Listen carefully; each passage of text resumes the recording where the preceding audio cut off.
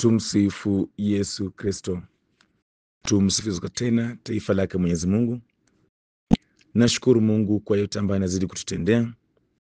Nashukuru Mungu kwenye huu mwezi mpya, mwezi wa 11.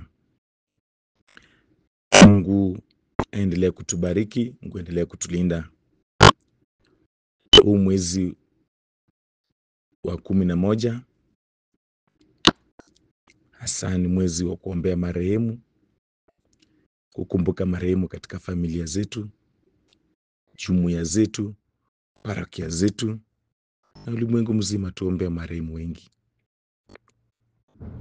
Eka bidii, mwezi usiishe tu bila kuombea marehemu. Pia leo ikiwa ni siku ya Jumapili, natumaini kwamba umeshiriki katika misa takatifu.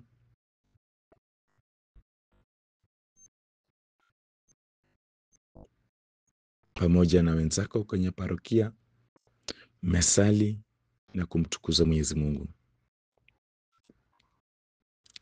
Ni vizuri kushiriki katika misa takatifu. Wengine baada ya misa wanajiunga kwenye jumuiya na kwenye vikundi tofauti vya kanisa kulingana na ratiba zenu. Jumapili ya leo tunapata somo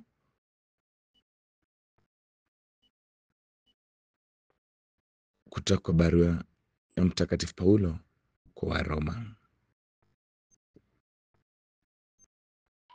Sura ni ya 8, tutasoma mstari wa 31 hadi 5.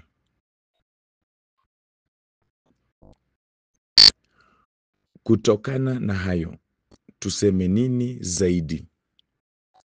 Ikiwa Mungu yuko upande wetu, nani awezaye kutupinga? Mungu hakumhurumia hata mwanawe wa pekee, bali alimtoa kwa ajili yetu sisi sote. Ikiwa amefanya hivyo, je, hata tujalia pia mema yote? Ni nani atakaye washtaki wateule wa Mungu? Mungu mwenyewe huwaondolea hatia. Ni nani atakaye wahukumu? Hakuna, maana Kristo ndiye aliyekufa, tena alifufuka kutoka wafu na anakaa upande wa kulia wa Mungu. Yeye anatuombea. Ni nani awezaye kututenga na upendo wa Kristo? Je, ni taabu au dhiki au mateso au njaa au ukosefu wa nguo au hatari au kifo?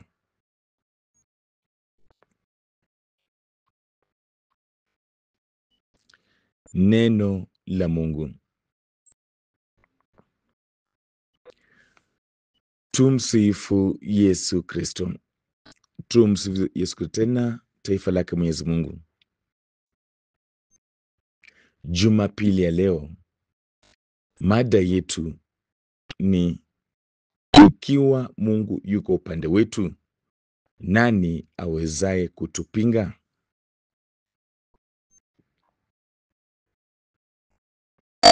Ikiwa Mungu yuko upande wetu, nani awezaye kutupinga? Tumsifu Yesu Kristo.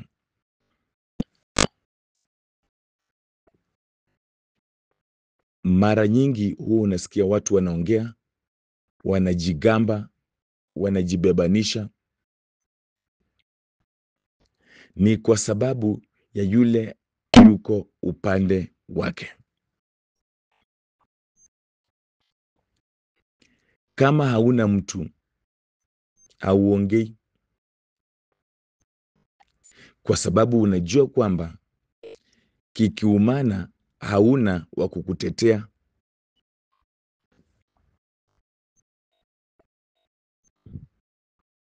Unapoangalia nyuma yako uone nani yuko upande wako, inakupa nguvu.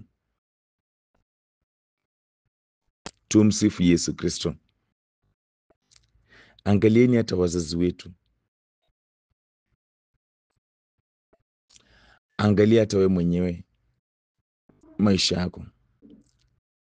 Unapoangalia nyuma unaona uko na watoto wa nguvu. Hata ukipata shida haushtuki, kwa sababu unajua watasimama na wewe, watakutetea.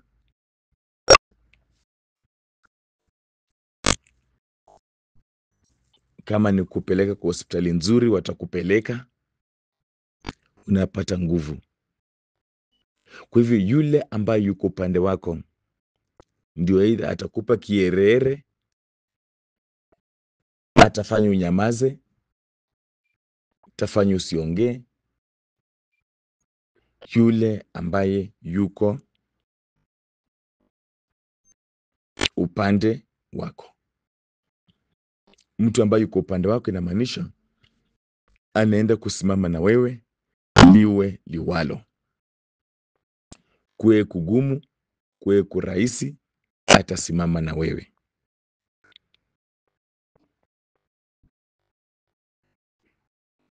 Yule ambaye yuko upande wako.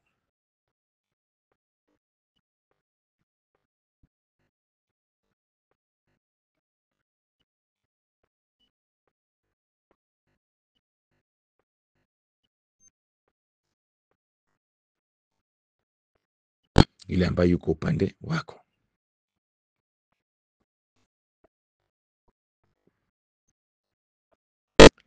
Tumsifu Yesu Kristo. Yule ambaye yuko upande wako. Somo limetuambia siku ya leo kwamba ikiwa Mungu yuko upande wetu, nani awezaye kutupinga? Mimi na wewe, sisi ambao tumechukua hatua ya Kikristo kwamba tunamtegemea Mungu, ni Mungu yuko upande wetu, ni yeye wa kututetea. Kwa hivyo hakuna awezaye kutupinga, kwa sababu Mungu ni mwenye mamlaka.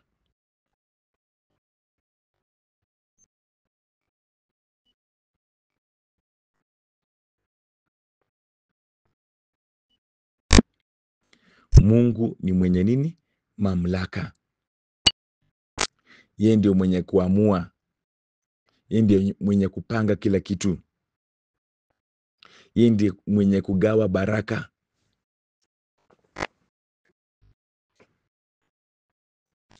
Hata wakati watu wamekutenga,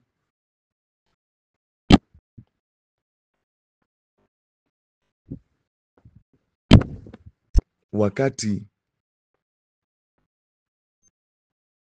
uko mahali ambapo katika macho za kibinadamu huwezi barikiwa, Mungu mwenyewe atatengeneza baraka, kwa sababu ya yale ambayo amepanga juu ya maisha yako lazima yatimie.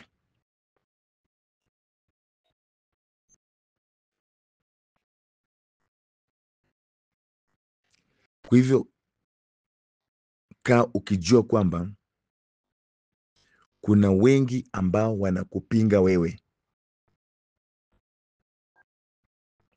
Kuna wengi ambao wanapinga baraka katika maisha yako.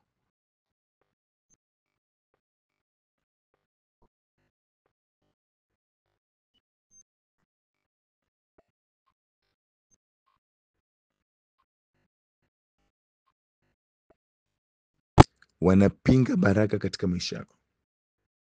Wanapinga mema katika maisha yako.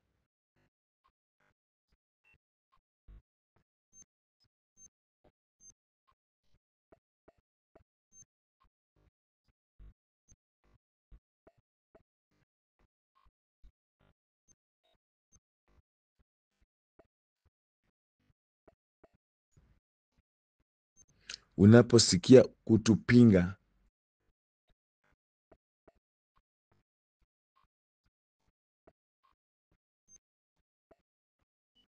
Jua kwamba ni mambo mazuri ambayo iko katika maisha yako ambayo watu hawataki upokee. Kwa sababu gani? Watu wamejaa wivu, watu wamejaa chuki, binadamu hawatakiani mema. Progress yako, maendeleo yako inasumbua watu wengi.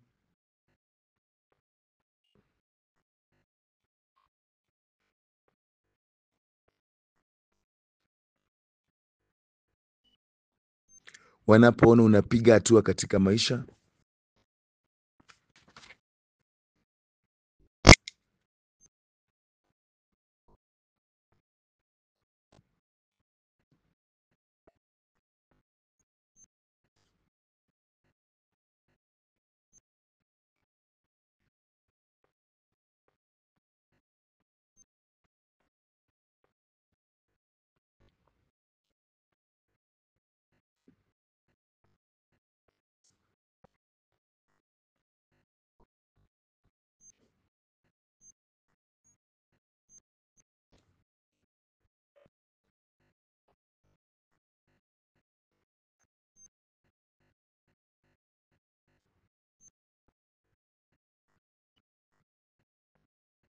wanapoona umepiga hatua katika maisha,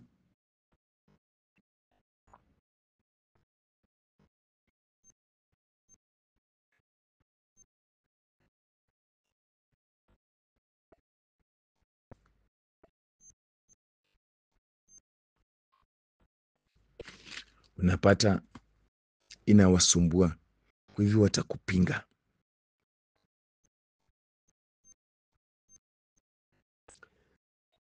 Kinachotupea nguvu ni kwamba huwezi pinga kile ambacho Mungu amekusudia.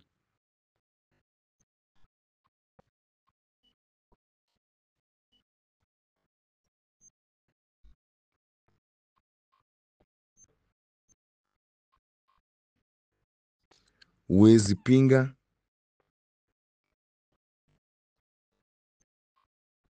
kile ambacho Mungu amekusudia,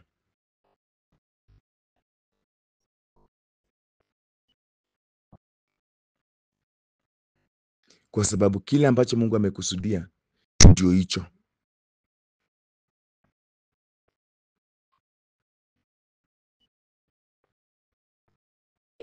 Ndio hicho kinaenda kutendeka.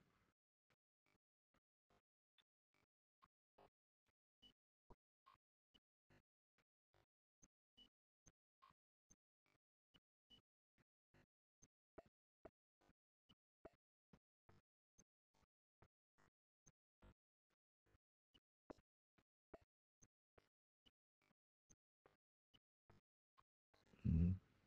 Upinzani, watu wanapinga sana wakati wanaona unaenda vizuri. Watu watakupinga kwa sababu wameona baraka zinaingia katika mikononi mwako.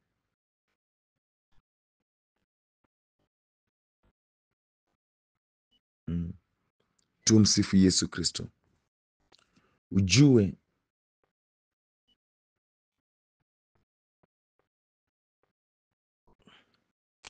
katika maisha yetu, unapata maisha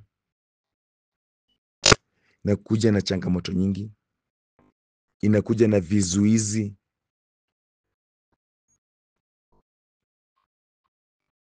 nakutana na blockages,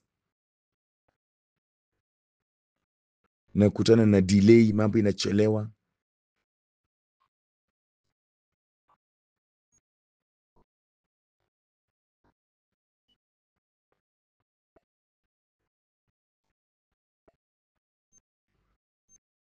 Unakuwa disappointed, ulitarajia kupata kitu fulani, unakuwa disappointed, haupati.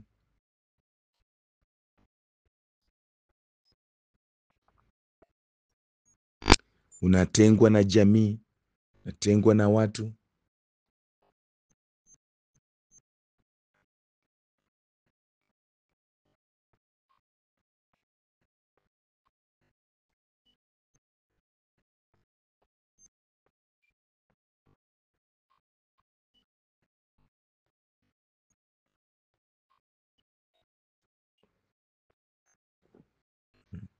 Umetengwa na jamii, umetengwa na watu.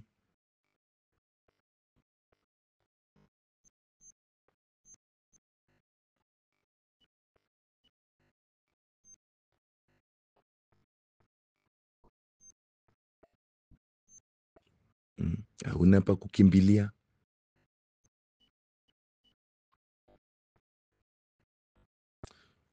Kwa maana vizuizi vinakuwa vingi katika maisha.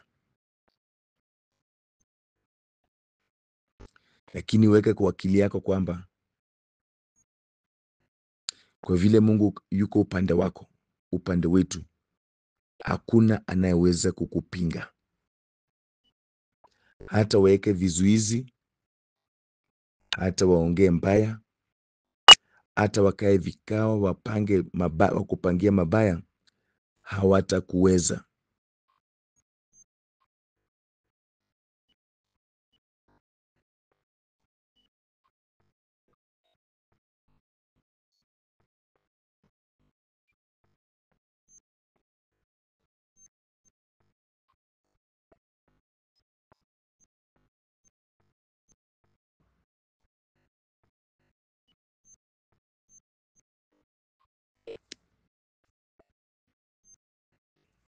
Hawatakuweza kwa sababu wewe ni project ya Mungu. Wewe ni mradi wa Mungu.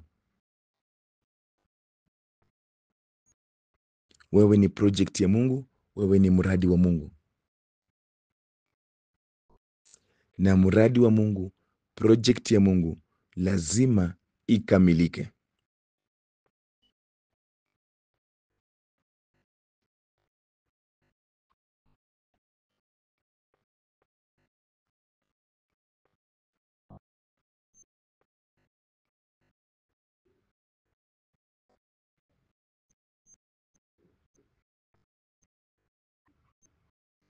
Project ya Mungu, mradi wa Mungu lazima ukamilike.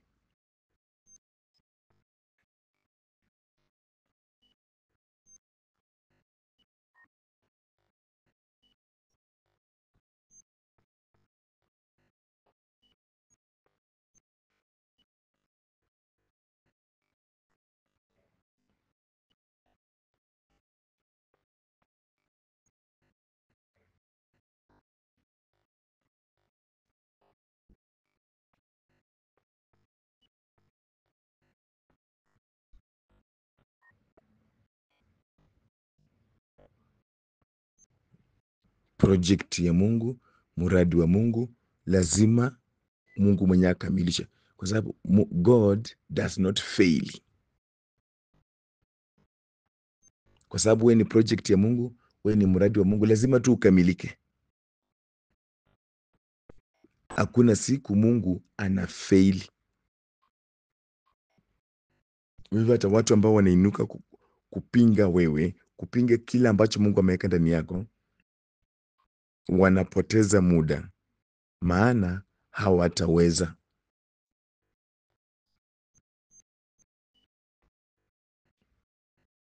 Wanapoteza muda, maana hawataweza.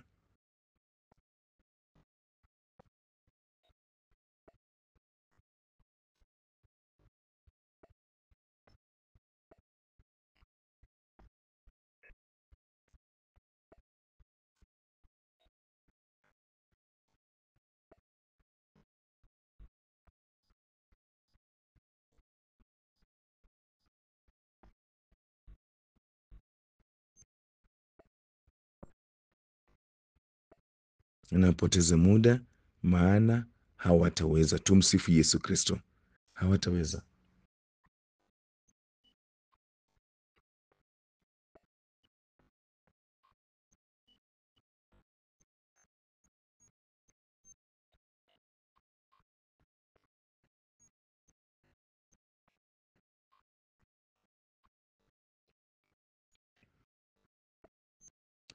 Kusumbukana kupinga wewe, wanapoteza muda, kwa sababu Mungu yuko upande wako, unakuwa unstoppable.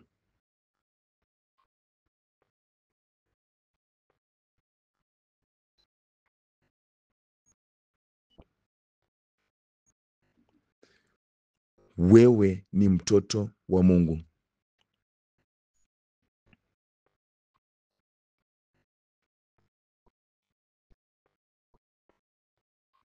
Kwa hivyo hivi vizuizi, you are not defined by limitations,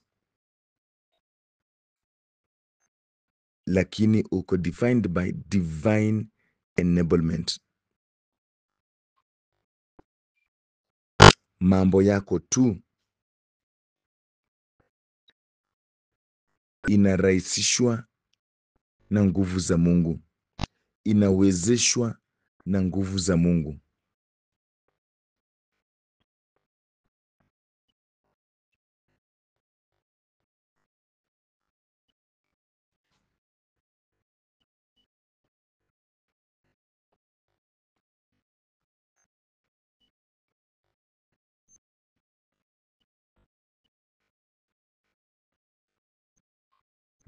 Mambo yako inarahisishwa, inawezeshwa na nguvu za Mungu, the divine.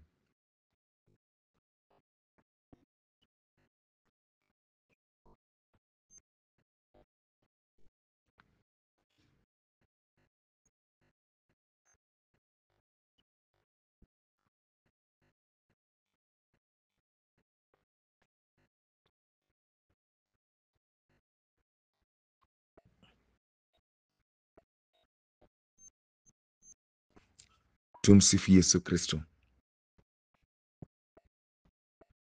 Kwa hivyo kuna pale ambapo Mungu anataka ufike.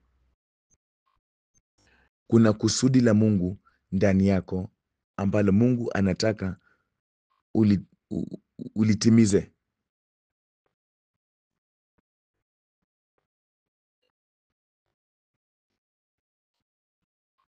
Na hilo kusudi la Mungu lazima ulipate.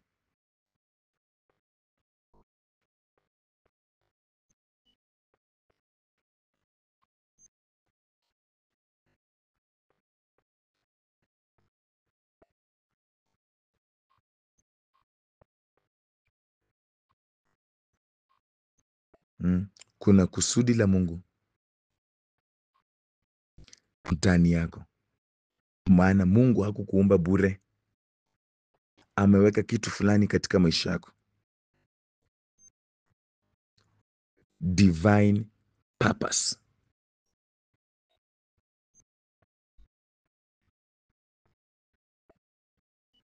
Hata vizuizi vitokee namna gani, lazima itatimia. Tumsifu Yesu Kristo. Lazima itatimia. Hata upinzani mkubwa utokee, hata watu wapinge namna gani, hawawezi. Lazima kile ambacho Mungu ameweka ndani yako, ile kusudi ambayo Mungu ameweka ndani yako,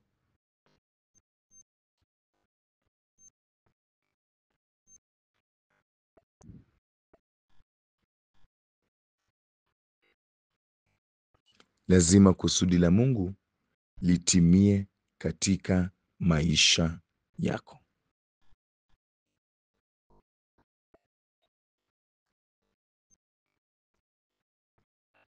Tumsifu Yesu Kristo. Lazima litimie katika maisha yako.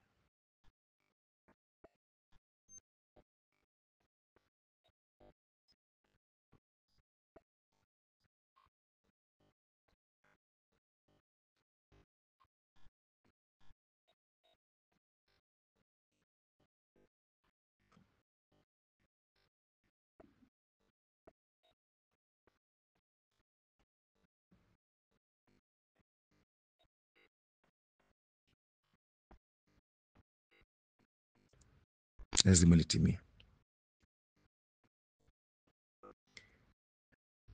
Adui atajaribu kukustopisha,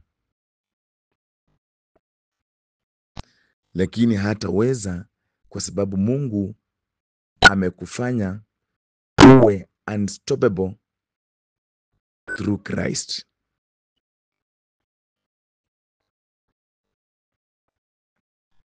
Kwa sababu ya Kristo kufa pale msalabani,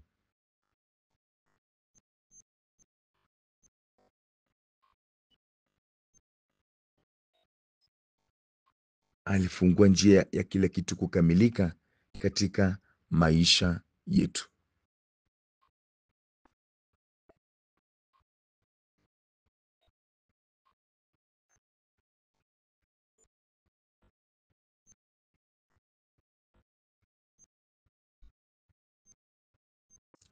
Ni lazima tu mambo yakamilike.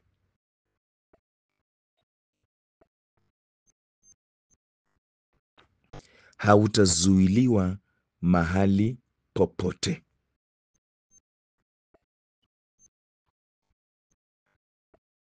kwa sababu ya Kristo ambaye yuko upande wako, kwa sababu Mungu yuko upande wako.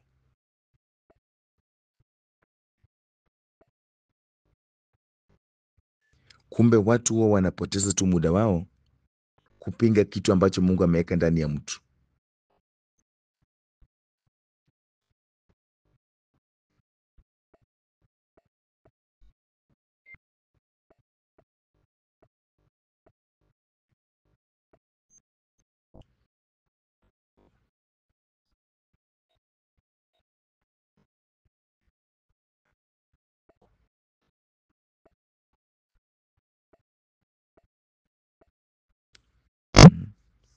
Watu huwa wanapoteza tu muda kupinga kitu ambacho Mungu ameweka ndani ya mtu.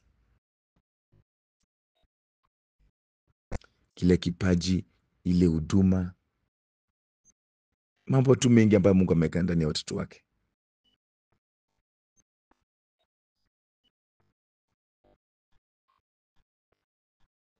Napoteza muda. Tumsifu Yesu Kristo. Kwa sababu Mungu yuko upande wetu, hakuna anayeweza kutupinga. Hakuna. Ujue unapoinuka kupinga kusudi la Mungu ndani ya wa Kristo ndani ya mtu, ni kwamba unapinga Mungu, na kama unampinga Mungu inamaanisha wewe ni shetani.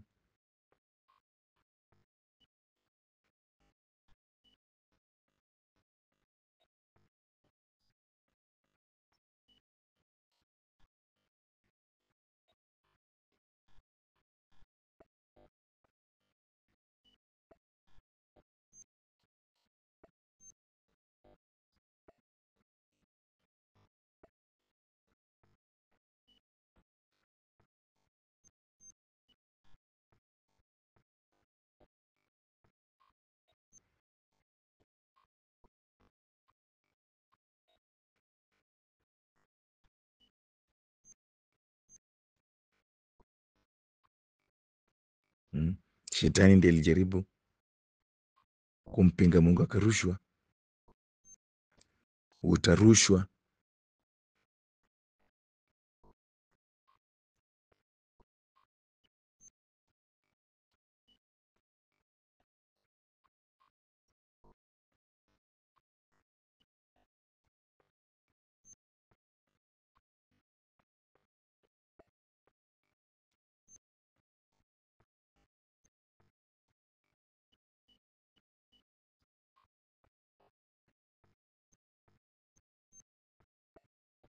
Tumsifu Yesu Kristo.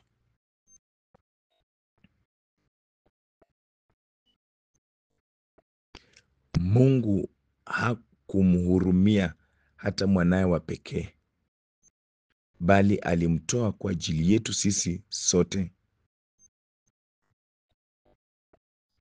Mungu ambaye yuko upande wetu,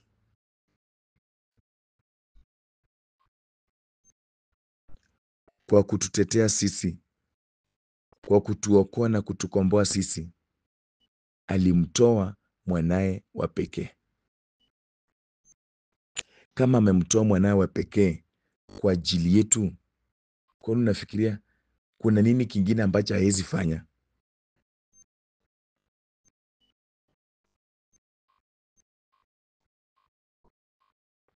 Ataufanya anything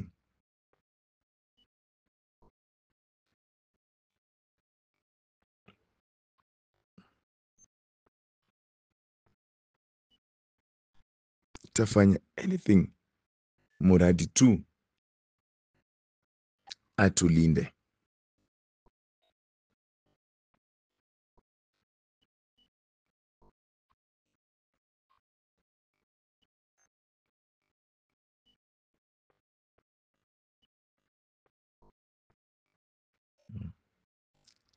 Na ikiwa amefanya hivyo, je, hatatujalia pia mema yote? Atatujalia mema, atahakikisha mema yako upande wetu. Baraka zake zitaandamana na sisi.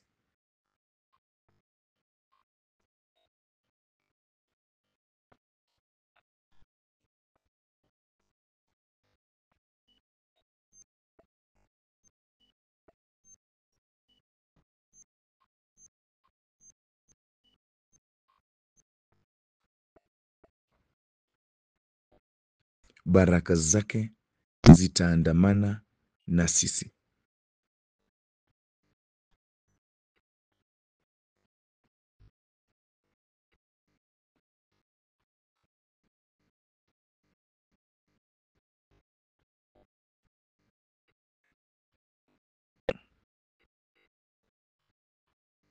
Kwa hivyo kuna upendo mkubwa ambao Mungu ameweka juu yetu. Mungu anatupenda sana.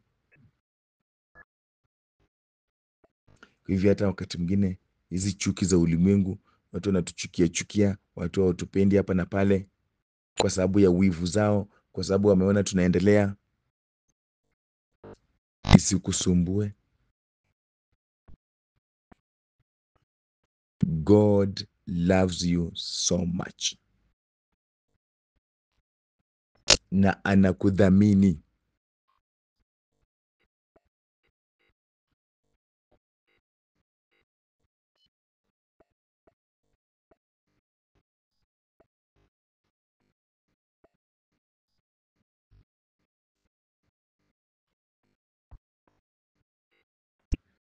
Mungu anakupenda sana na anakudhamini,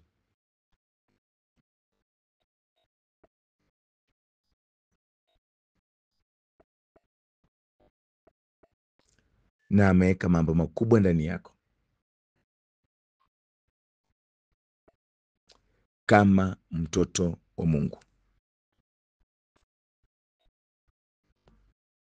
Mungu ameweka mambo makubwa ndani yako kama mtoto wa Mungu. Tumsifu Yesu Kristo.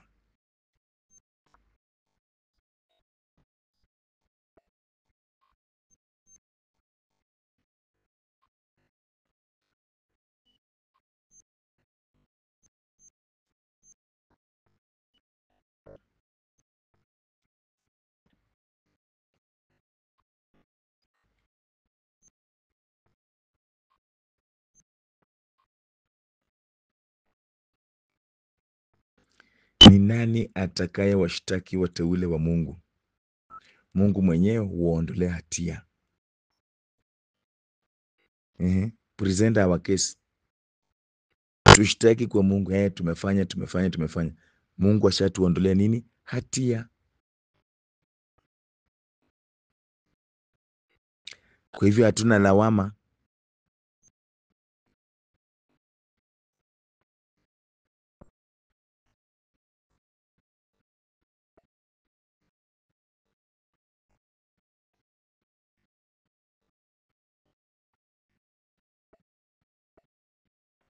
Hatuna lawama mbele za Mungu. Ametuondolea hatia. Sasa yote ambayo unasema mbele ya Mungu, nini, you are wasting your time. Mungu, ujue ukiwa upande wa mtu unamtetea vilivyo.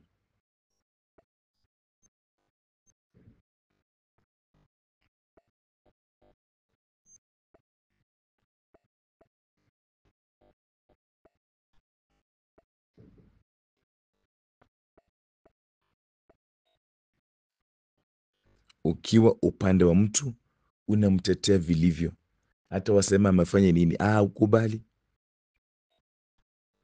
kwa sababu uko upande wake, na inamaanisha unaenda kusimama na yeye vilivyo. Taifa lake Mwenyezi Mungu, eka kwa akili yako, you are unstoppable.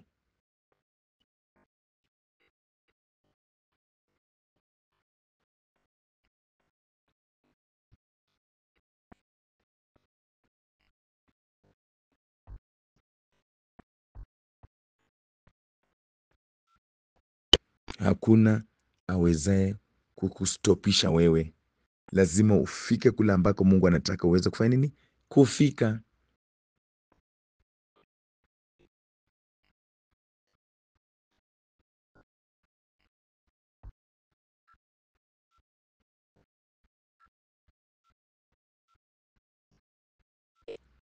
Ni nani atakaye wahukumu? Hakuna. Hakimu mkuu ni Mungu ambaye tayari yuko upande wetu.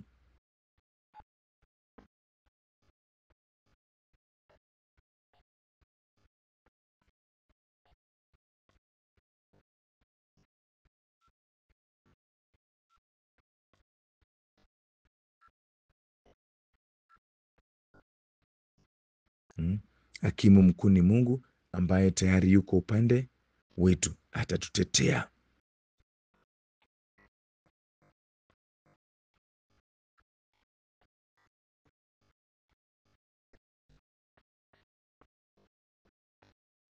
Atahakisha mambo yametuendea vizuri.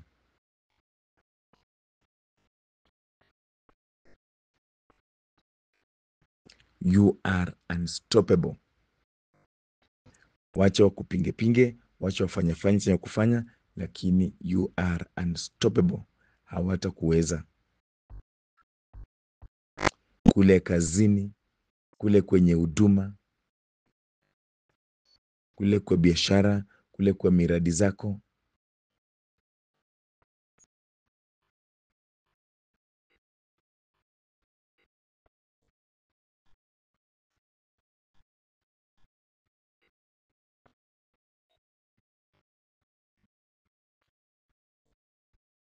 hawatakuweza.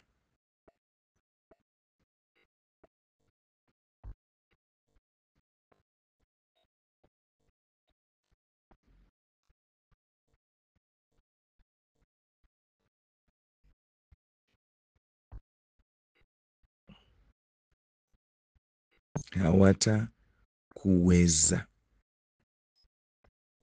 Wewe ni mtoto wa Mungu na Mungu yuko upande wako.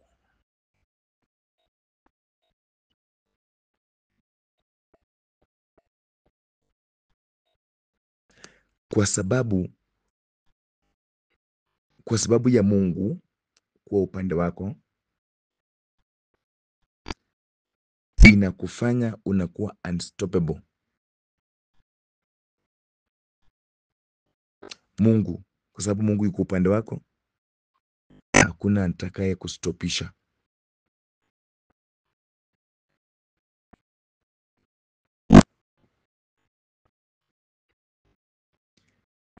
Kwa sababu gani? Mungu hupigania the unstoppable. Wateule wake Mungu anawapigania, na mnajua Mungu anapopigania mtu lazima tu ashinde, kwa sababu Mungu hashindwi.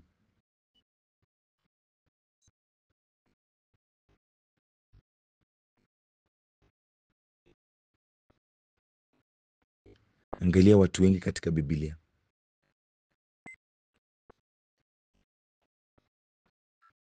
wakina Mose. Angalia taifa la Waisraeli, jinsi Mungu alivyowapigania mpaka wakafika nchi ya ahadi. Hata kama hawakuwa na silaha yoyote, waliweza kufika. Mungu aliweza kumaliza jeshi la Farao na Wamisri wake.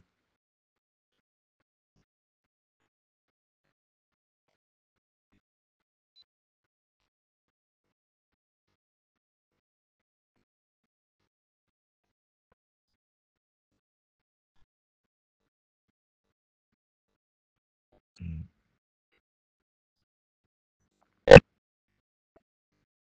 Nilimaliza kabisa.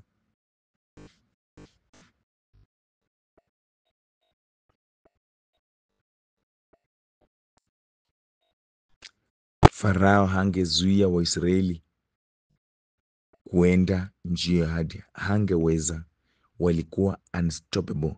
God was fighting for them, for the Israelites.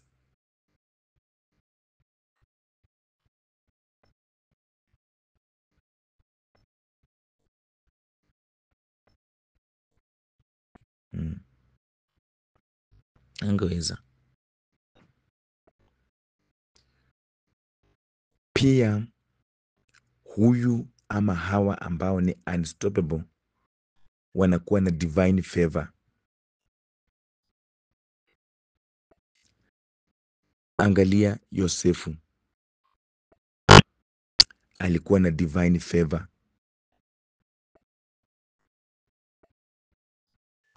Divine favor ambayo hukupitisha mahali popote, hata mahali ambapo mambo yamewaka.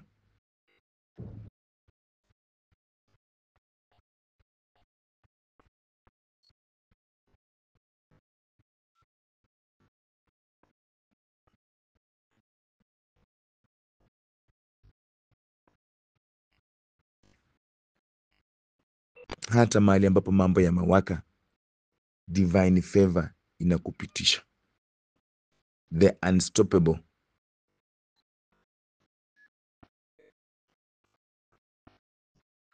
Angalia Yosefu, Mungu alikuwa anajua lazima atamfikisha ikulu.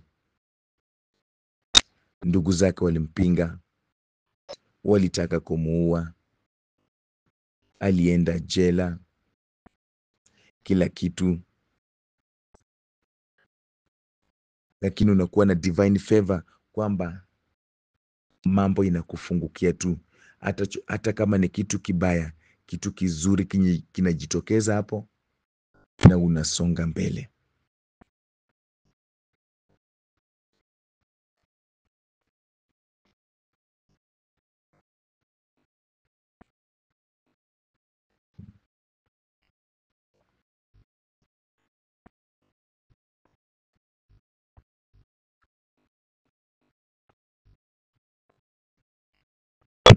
Kitu kizuri kinajitokeza kutoka kwa hizo vitu za wanakupangia mabaya mabaya, na unapiga hatua mpaka unafika ikulu. Huyo ni nani? Yosefu alikuwa na divine favor.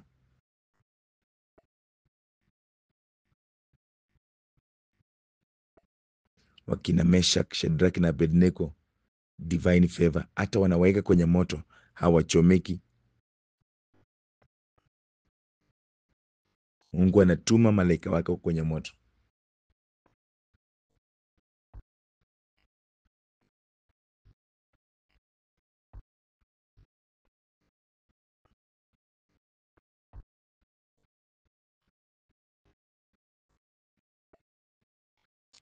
Danieli kwenye shimo la simba, hazimuumi, yuko tu na yuko imara. Divine favor, unapata divine favor juu yako. Kwa hivyo kaa ukijua kwamba hata wewe uko na divine favor ambayo inakuwezesha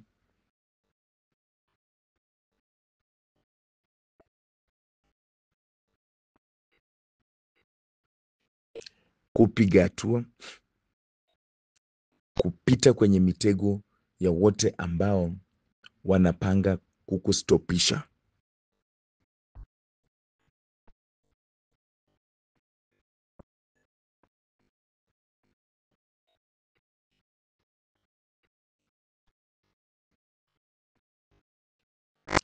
Zile nguvu za Mungu pia ambazo ziko nyuma yako, ambazo zinakusupport, zinanyamazisha wanaokupinga.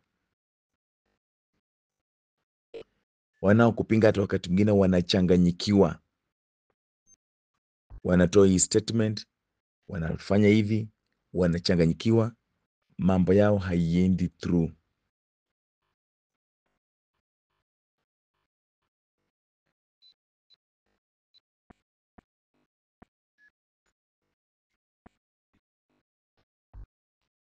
Mambo yao haiendi through.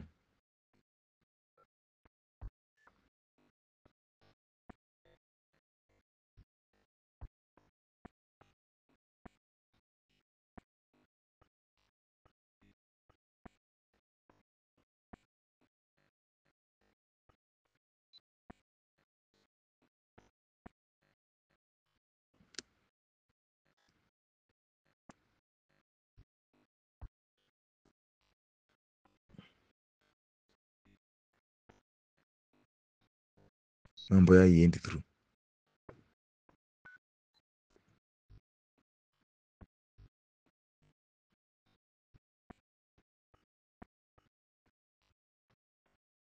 Kwa sababu ya uwepo wa Mungu, nguvu za Mungu ambazo ziko nyuma yako, zina support agenda yako, zina support kile ambacho Mungu ameanzisha ndani yako, zinanyamazisha wote wanaotaka kufanya nini? Kukupinga. Wanachanganyikiwa, wana give up, wanaachana na wewe. Chochote ambacho wanafanya hakifanyi kazi, inabidi wakuacha.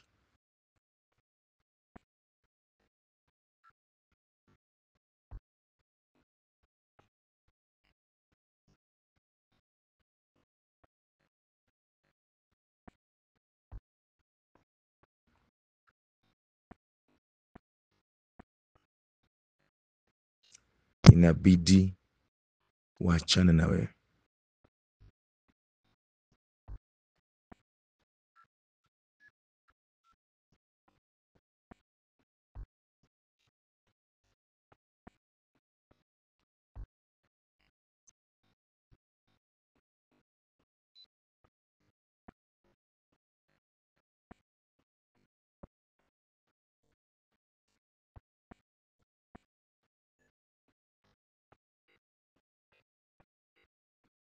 Inabidi waachane na wewe. Tumsifu Yesu Kristo.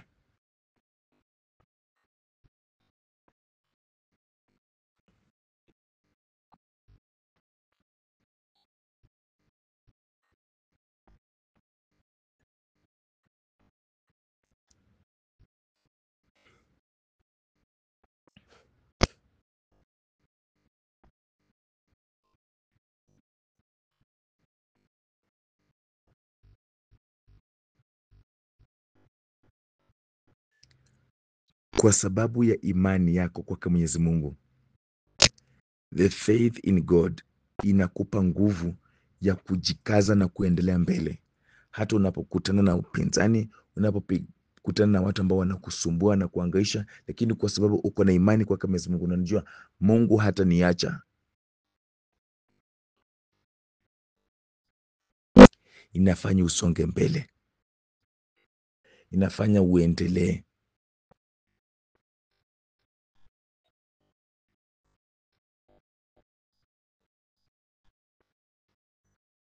Na uendelee kabisa.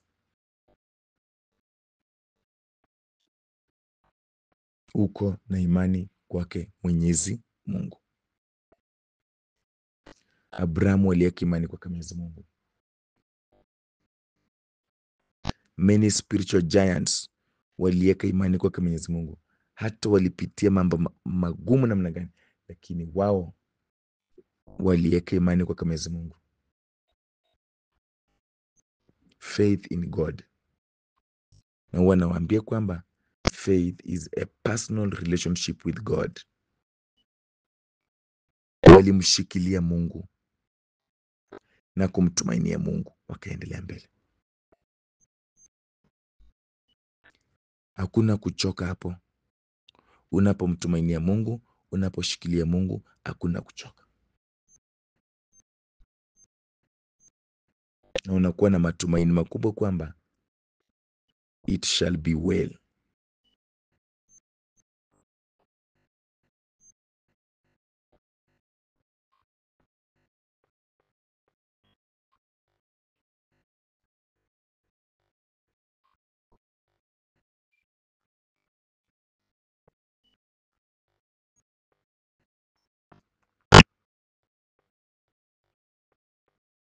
Mm. It shall be well.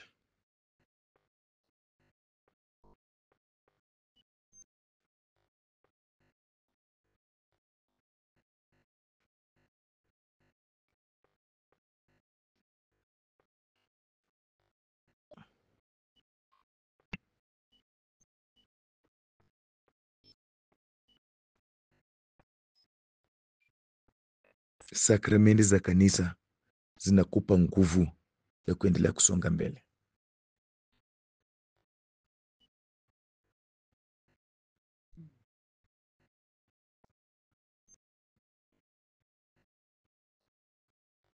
Wacha waongee, lakini nategemea sakramenti za kanisa. Zinanipea nguvu ya kusonga mbele, zinanipea nguvu, zinanipa ulinzi katika maisha yangu. Tumsifu Yesu Kristo.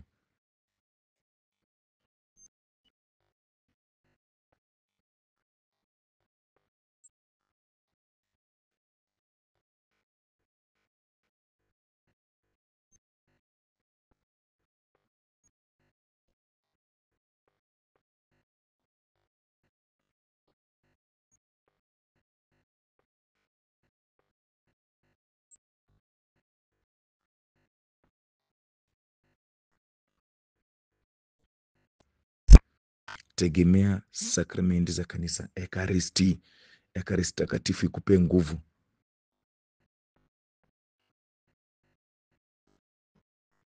Tegemea neno lake Mwenyezi Mungu.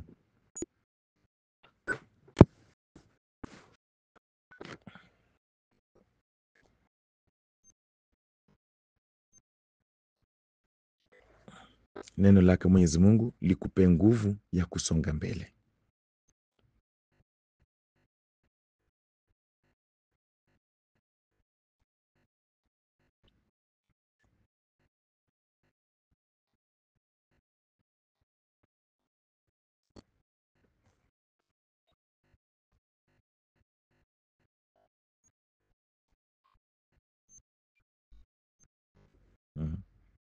Neno lake Mwenyezi Mungu likupe nguvu ya kufanya nini? Ya kusonga mbele. Tumsifu Yesu Kristo. Neno lake Mwenyezi Mungu ni Mungu mwenyewe anazungumza na wewe, anapokutia moyo, anapokuambia usikate tamaa, niko na wewe, anapokuambia wewe ni project yangu. Sadiki hilo neno lake Mwenyezi Mungu na utasonga mbele.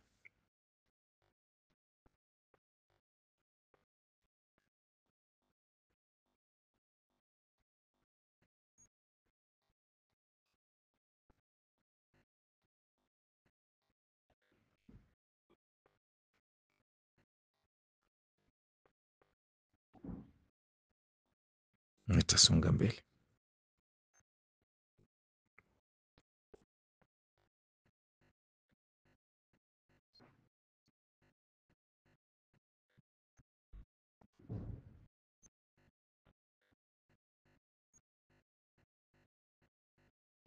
Sadiki neno lake Mwenyezi Mungu na utafanya nini? Utasonga mbele.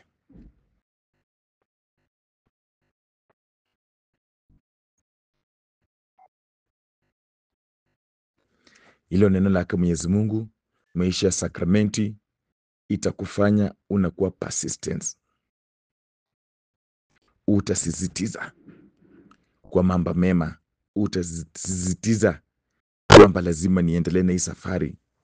Hakuna cha kukata tamaa.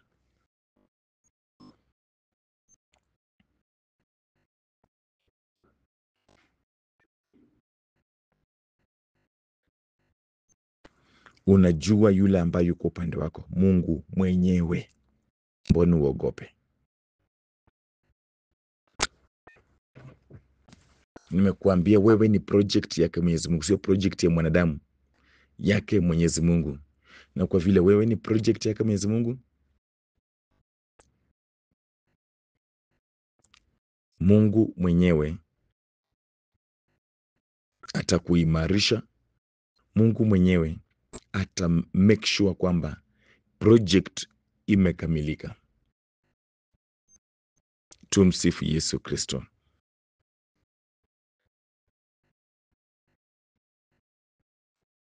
Kwa hivyo mistaki nisikie vitu kwamba Father, nimejitoa, singeweza, walikuwa wananipiga vita sana kwenye jumuiya, kwenye huduma, kwenye wapi. Hapana, sio walikuita, we sio project yao.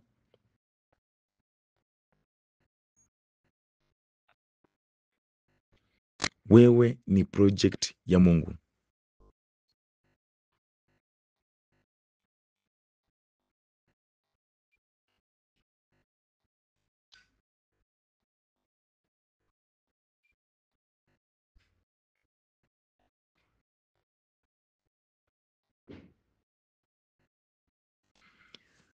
Wewe ni project ya nani?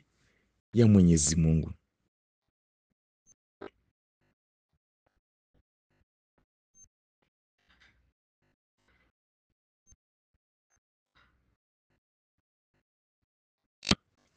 Sio project ya wanadamu. Sio wao waliweka vipaji na huduma katika mkononi mwako. Sio wao walikuwekea hiyo mali. Kwa hivyo songa mbele. Changamoto za maisha isikufanye ustop. No stopping. Lazima tukamilishe. Lazima kila ambacho Mungu aliweka ndani yako kiweze kufanya nini? Kukamilika.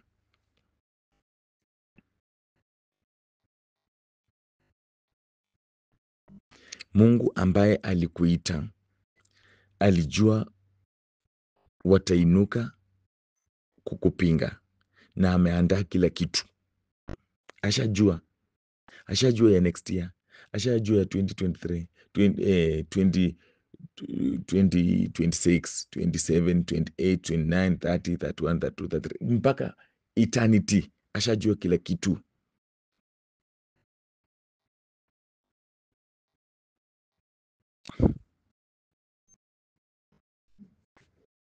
Ashajua kila kitu.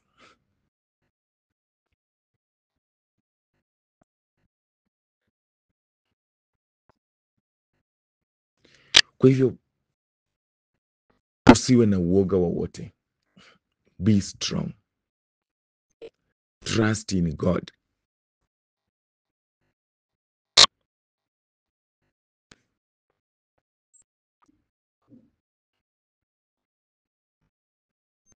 Acha Mungu akutetee.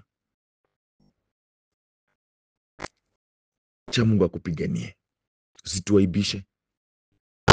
Tegemee Mungu. Unapendwa na Mungu. Hakuna anayeweza kushtaki. Kristo amemaliza kila kitu pale msalabani. Ndio maana alisema pale msalabani kwamba it is finished. Imekwisha.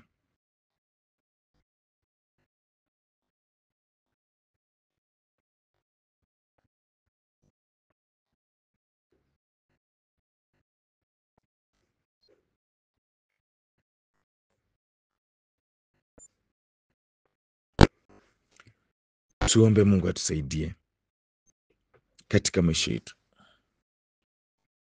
Kristo anaposema it is finished, kweli na sisi tupate nguvu za kusonga mbele. Sitaki kusikia unakata tamaa. Sitaki kusikia unachoka. Pana. Jikaze, songa mbele. Ni nani atakaye wahukumu? Hakuna. Maana Kristo ndiye aliyekufa tena alifuka kutoka wafu na nakaa upande wa kulia wa Mungu. Yeye anatuombea. Yaani unaombewa na Kristo. Mimi naombea na Kristo. Hasa nani anaweza tupinga? Na ulimwengu, watu wengi wanataka kutupinga, wengine wakitumia ofisi zao, fedha zao, nguvu za giza, uchawi, ushirikina. Wengine wataambia watu wakugeuke.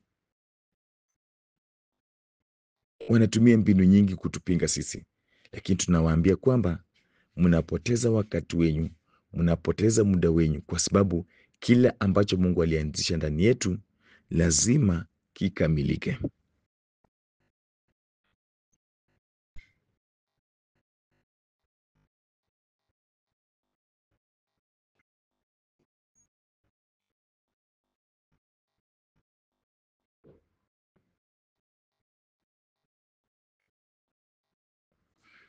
Mm. Sisi ni project ya Mungu. Kwa hivyo changamoto za ulimwengu, hila za ulimwengu, chuki na roho mbaya ya watu haitatuzuia sisi kusonga mbele.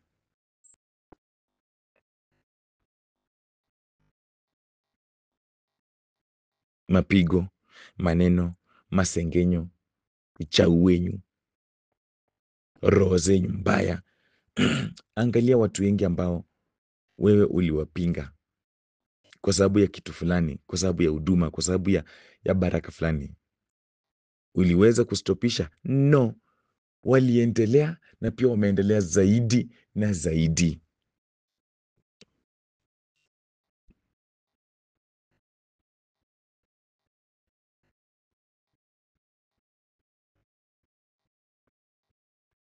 Haukuweza, waliendelea na wameendelea na wameendelea na zaidi na zaidi. Haukuweza. Kwanza unaaibika ukiwaona, unaangalia chini. Haukujua wao ni project ya nani? Ya Mungu.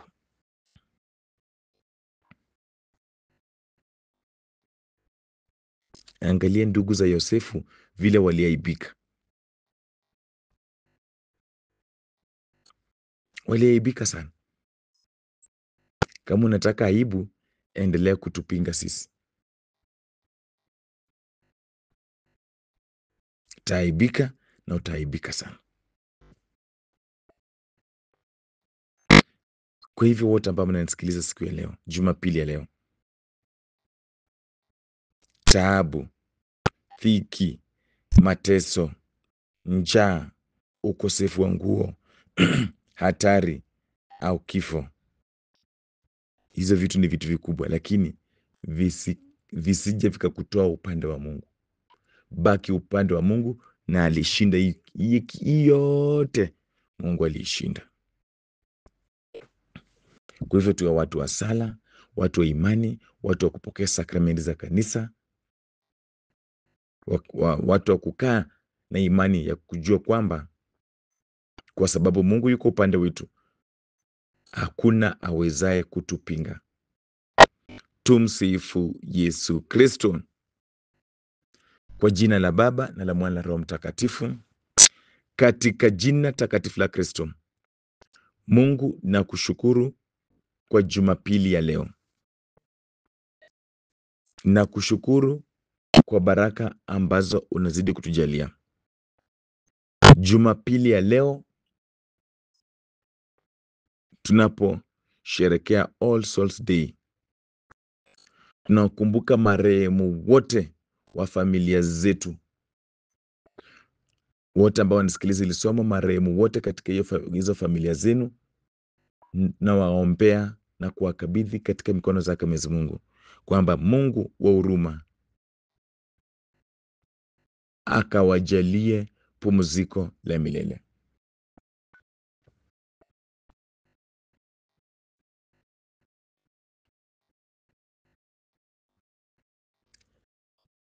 Na pia kwa njia ya kipekee, Mungu, nakushukuru kwa somo la leo.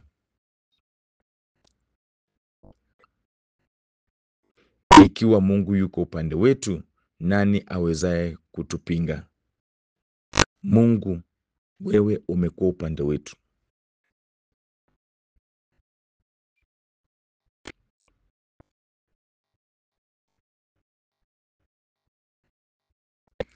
Unaendelea kuwa upande wetu.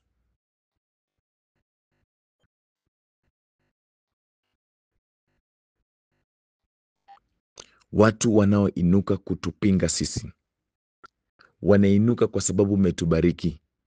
Wanainuka kutupinga kwa sababu umetubariki, kwa sababu umetuwekea vipaji na huduma na mambo mengi na baraka nyingi katika mikono mwetu. Ndio maana wanainuka kutupinga. Naomba ukatutetee.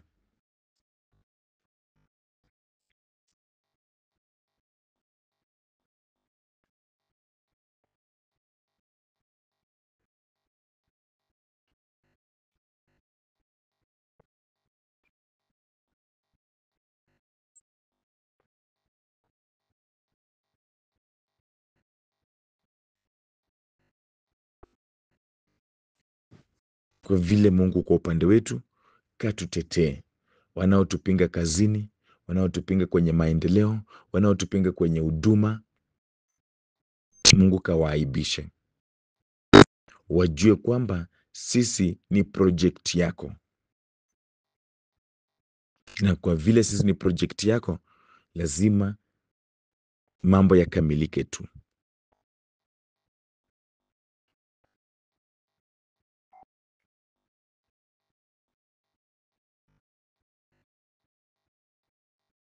Vile sisi ni project yako, lazima mambo yafanye nini? Yakamilike tu katika maisha yetu.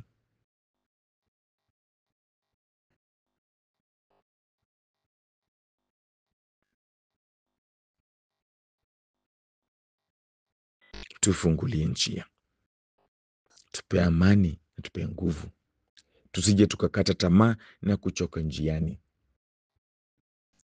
Na Mungu, kwa maana uko upande wetu, hatutaogopa tena.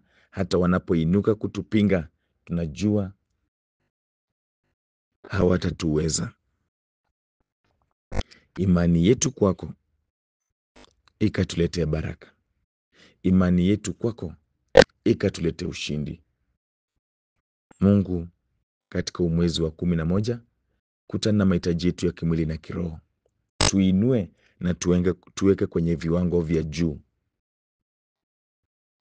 Uponyaji wa mwili na roho, baraka katika mikono, financial breakthrough, amani, watu wafunguliwe, tupate ushindi na tupate mema kutoka kwako wewe Mwenyezi Mungu. Natangaza surprise miracles juu ya maisha yetu.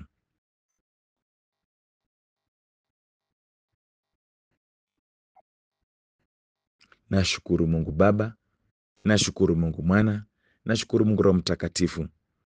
Nashukuru na Mama Bikira Maria kwa maombezi yake. Mama Bikira Maria, endelea tu kutuombea. Naenda kuwabariki. Bwana awe nanyi, awabariki na kuwalinda Mungu Mwenyezi, Baba na Mwana na Roho Mtakatifu. Tumsifu Yesu Kristo. Asanteni sana. Ninawatakieni Jumapili njema, mwezi mpya wa 11 wenye baraka. Mungu azidi kuwalinda na kuwabariki. Na tukumbuke kwamba huu ni mwezi wa kuombea marehemu.